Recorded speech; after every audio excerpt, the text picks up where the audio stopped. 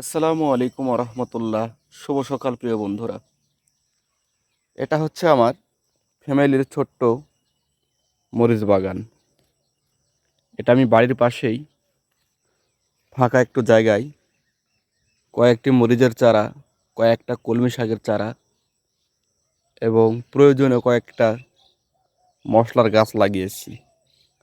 আশা করি এখান থেকে কিছুটা হলেও পরিবারের চাহিদার যোগান দিতে পারবো। এই যে দেখেন, মরিচের অলরেডি ফুল চলে এসেছে। এই গাছটা অনেক সুন্দর ফুল চলে এসেছে। যে ওই গাছটাও লক্ষ্য করলে দেখা যাবে যে অলরেডি ফুল এবং ফল দুটোই ধরেছে।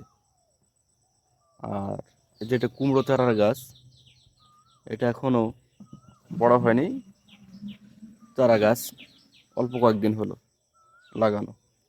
আর যে দেখতে পাচ্ছেন, এগুলো হচ্ছে কলমি শাকের ডাঁটা রোপণ করা হয়েছে। এখান থেকেই বড় হবে, তারপর হয়তো শাক আমরা পাবো। আরও একটি গাছ দেখা যাচ্ছে, দেখুন, এটা হচ্ছে করলা চারার গাছ।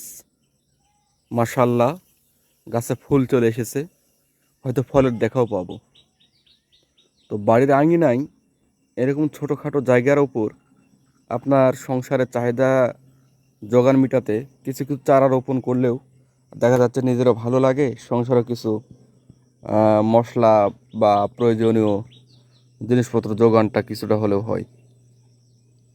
তো ভিডিওটি ভালো লাগলে অবশ্যই শেয়ার করে দিতে ভুলবেন না।